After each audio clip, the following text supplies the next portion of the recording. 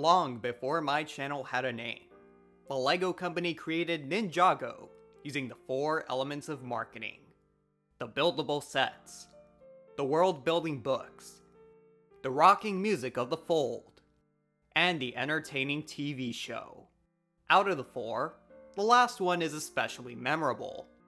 Its blend of witty humor, exciting action, wholesome emotions, and meaningful lessons was so powerful, it captured the hearts of a generation of kids everywhere. Believe it or not, Ninjago is already celebrating its first decade of continued success.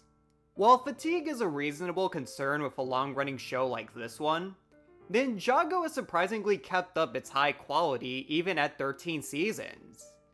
I'm JulioCoolio, and here's why LEGO Ninjago is still spintacular.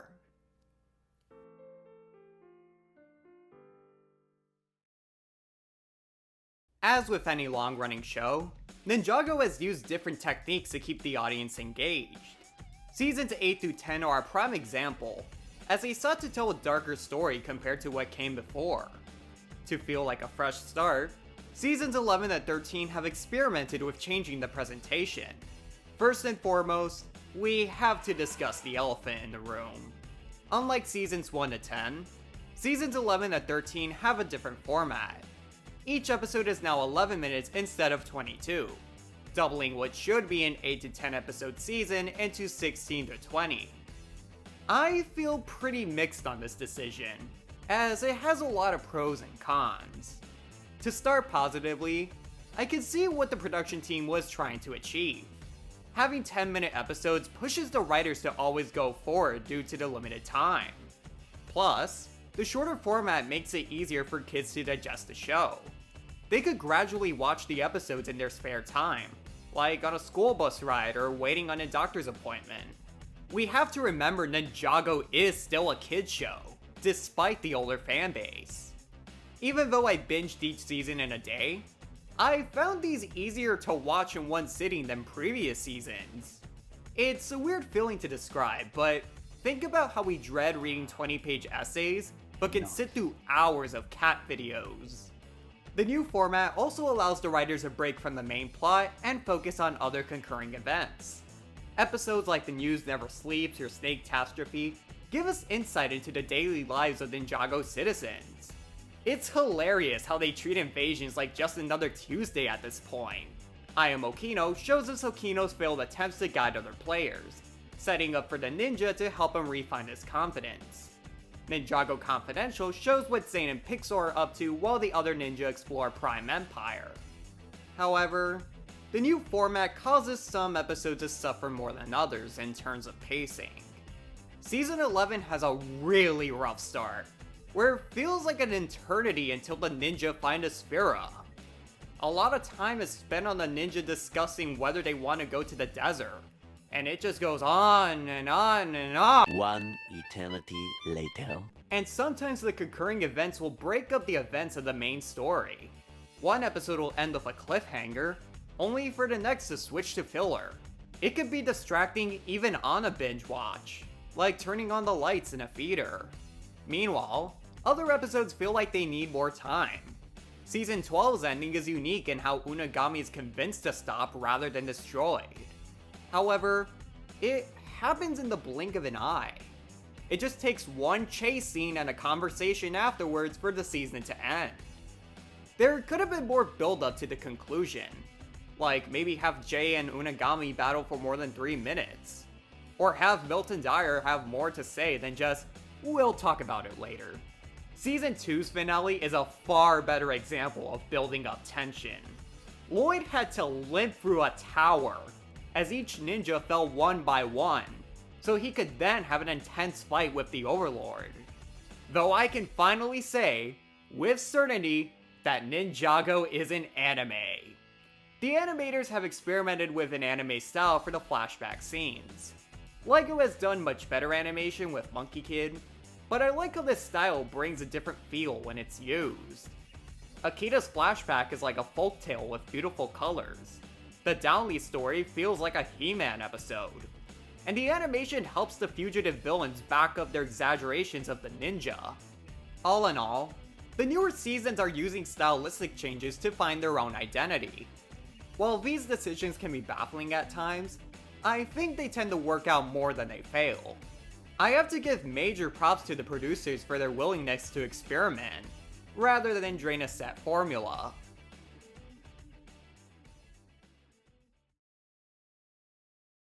Season 11 is considered by other fans to be the weakest of this trilogy. Perhaps it was the growing pains of using a new format, or maybe the last few seasons set the bar so high for what Ninjago can be. However, I enjoyed Secrets of the Forbidden Spinjitzu. What makes this season unique for me is the parallelism to both seasons 1 and 2, and even itself at times. While this reuse of old ideas may seem lazy on the surface, the new writers smartly used these to make season 11 feel like a new beginning. Like in season 1, the ninja get lazy after a huge victory. While watching the ninja look for something to do is painfully monotonous, I dare say that their laziness here makes more sense than in season 1. At this point, they faced every evil from snakes to robots to pirates and even the Oni. Their story should be over, and they, even the writers metaphorically, have to ask themselves, what now? Like One Punch Man, Ninjago plays with the idea that heroes need challenges to stay motivated. What good is so much power if every battle is just a walk in the park? Asphira and her army of zombie snakes are clearly a callback to the Serpentine. I don't blame people who find this annoying since this is the 4th time the ninjas have fought snakes. And trust me, if I have to hear revenge one more time, I swear I'll yahoo myself off the nearest pyramid. However, what makes Asphira interesting is her ability to rival the ninja in Spinjitzu and possess elemental power. This forces them to up their game and work back towards their prime. The Ice chapter feels like season 2 with the ninja fighting elemental samurai in another location. However, the story really goes deep with a sense of solitude and danger. After their big comeback, the ninja reach their lowest point. Kai and Nia are powerless, Zane goes missing, the land bounty gets wrecked, and the ninja have no way of returning home. The team faces threats everywhere, from the hordes of ice samurai to possible dehydration and frostbite. Lloyd also goes off alone to find Zane, with only a wolf at his side. All of it works to convey a feeling of hopelessness that I don't think even Hunted managed to capture. You're kept on the edge of your seat wondering how the ninja will survive all of this. Kai and Nia being powerless makes for some great character arcs. After having them for so long, Kai feels like his powers defined his ability to be a ninja. It takes a fan, and later Sorla, to remind him that it's not power, but courage that makes him a hero. Nia then goes through a similar arc in the Ice chapter, when she can't use her water powers. Speaking of Sorla, she serves as an absentee Sensei Wu, encouraging Kai and later Nia to work towards mastering their powers again, despite their impatience. It's a neat callback to when these two were first training with Sensei Wu. Like fire contrasts ice, Akira serves as a nice parallel to Asphira. Asphira is a snake humanoid, while Akira is basically a furry. Both of them want revenge, but Asphira is evil while Akira seeks justice. Asphira hates Sensei Wu with a burning passion, but Akira eventually warms up to Lloyd. And like Garmadon in Season 2, the Ice Emperor is a pawn for the true villain, General Vex. However, the Ice Emperor is none other than Zane himself. The idea of the ninja fighting one of her own raises personal conflict. While Garmadon was evil since the start of the show, Zane has fought countless battles for justice, and he's like family to the ninja. Seeing him go against those ideals is heartbreaking, especially since it's the result of gaslighting. Season 11's new spins on older ideas are interesting to watch.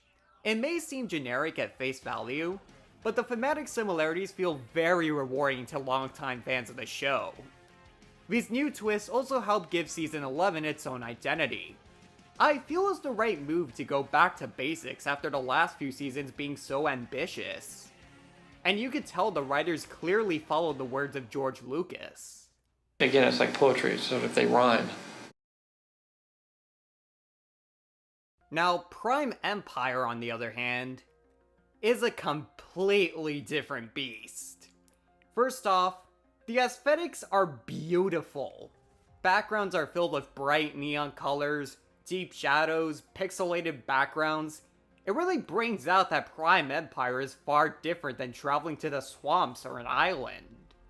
The suits are easily my favorite in a while. The digitized masks and white armor really scream video games. They're a radical blend between past ninja suits, Tron, and Power Rangers.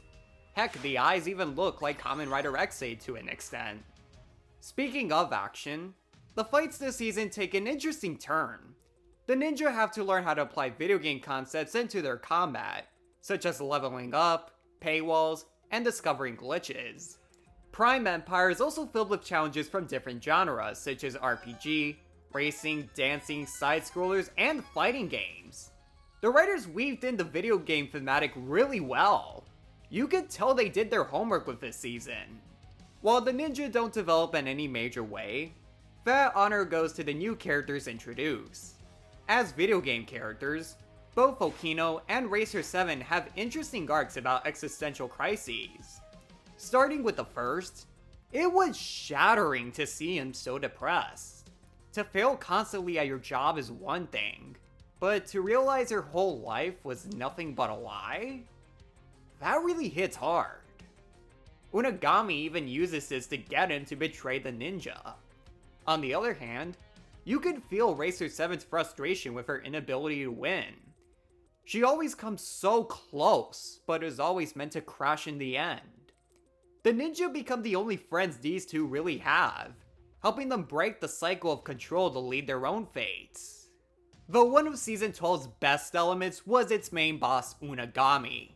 Unlike other villains, he isn't evil because he wants power. He's only doing what he believes is right. His orders were to give players the hardest experience yet, and he just interpreted that another way, literally creating a living hell. And while he is angry, it's only because he can't understand why he was abandoned after doing everything right. It was really unique seeing him stop not because of defeat, but because everyone heard each other out for once. Jay could relate to Unagami because of his own abandonment, and Daira admits he should have realized sentient machines can have feelings. This season finale really put into meaning the words, "The best way to defeat an enemy is to make them your friend." Prime Empire was overall a breath of fresh air for the series. After resetting the status quo, the writers decided, screw it, we're gonna go nuts this time. This season will probably go down as one of my favorites, despite having the same runtime as Rebooted. And I'm surprised no one has said this yet, but a Prime Empire event for Fortnite would make a great anniversary tree. I mean, one of the levels even looks like the Fortnite overworld.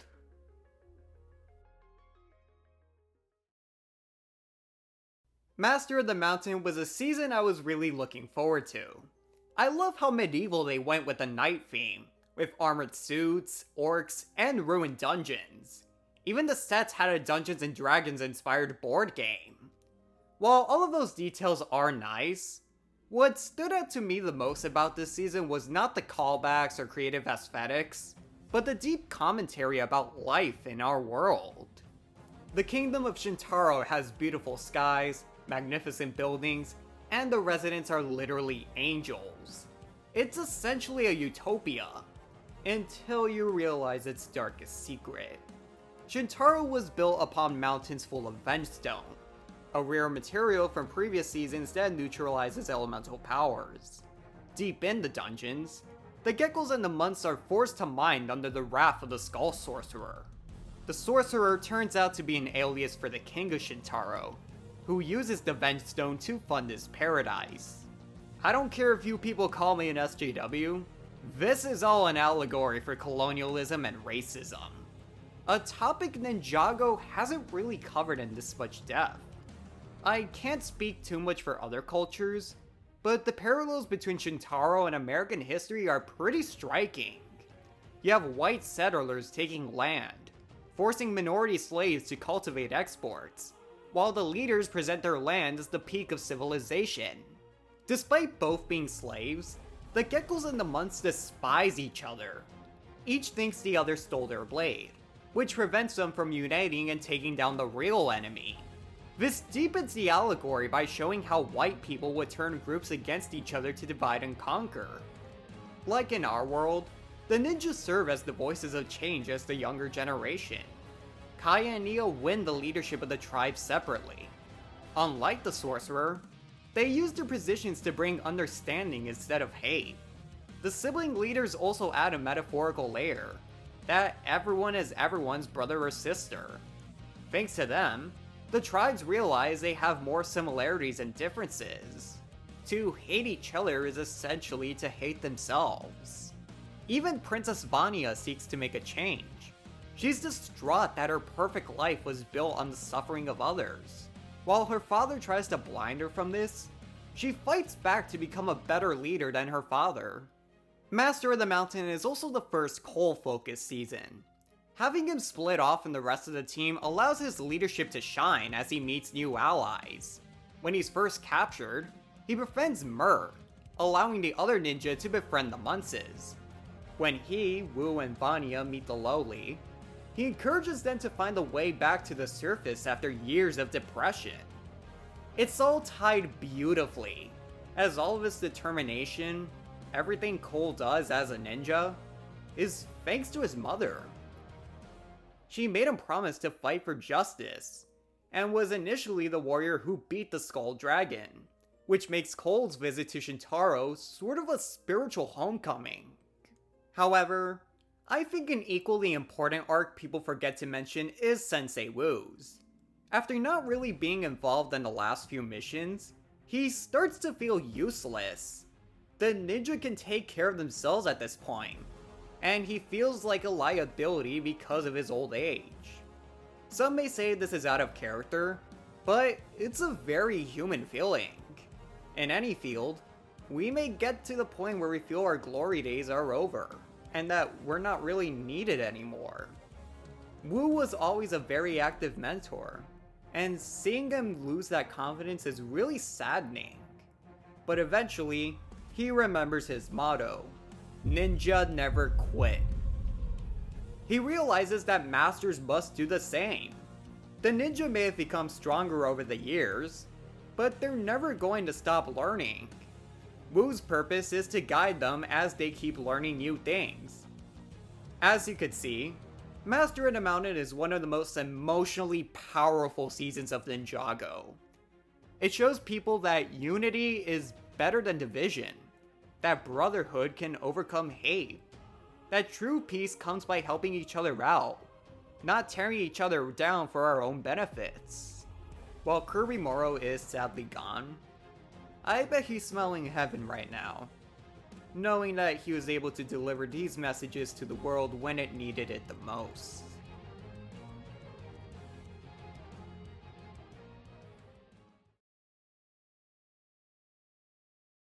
When I mentioned that Season 11 went back to basics, it also brought back the comedy mostly absent in the Oni trilogy.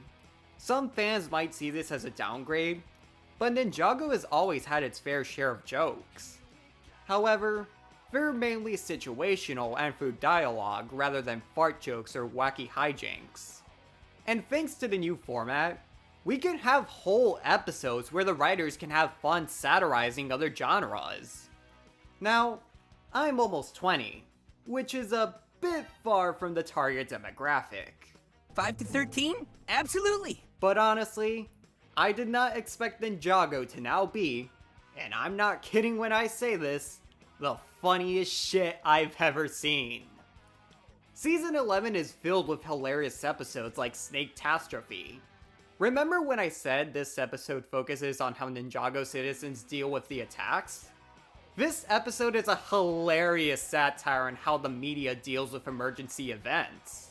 You have reporters going through dangerous lengths to break the scoop.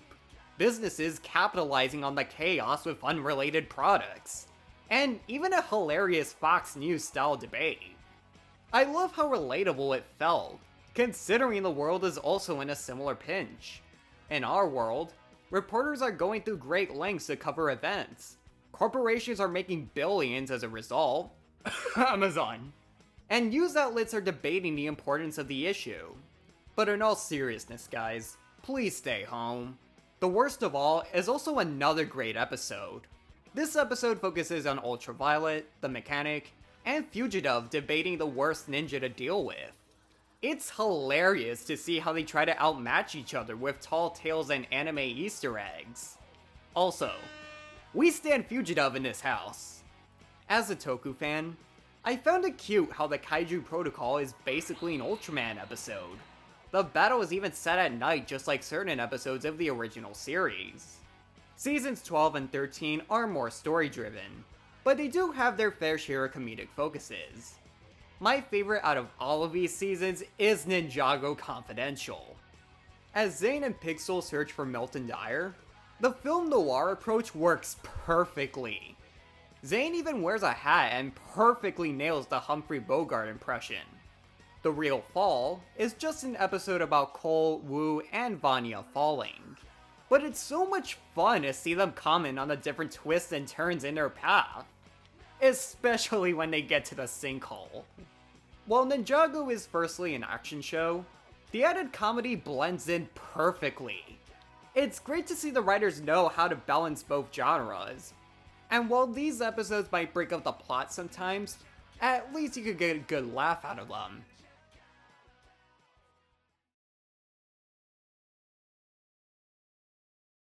Overall, Ninjago is still standing strong after 13 seasons. With the experimentation of the formula, the development of new storylines, and the integration of humor, the showrunners show they still have lots of ideas to come. And sure, there have been a few bumps along the road, but Ninja never quit, and the crew behind the scenes are persistent in creating a show that both fans and casuals can look back on and say, you know, that was pretty good. Even at its 10th anniversary, Ninjago still has the magic that made it a success in day one. And here's to another decade of Spinjitzu awesomeness. So what do you think of these seasons? If you haven't seen them, are you interested in checking them out now? Let me know in the comments below. If you enjoyed this video, make sure to like, subscribe, share, and click the bell to stay updated on the latest videos. If you want more Thanks Coolio, make sure to follow me on social media. Well, I'm Julio, stay Coolio, and thanks for watching everyone!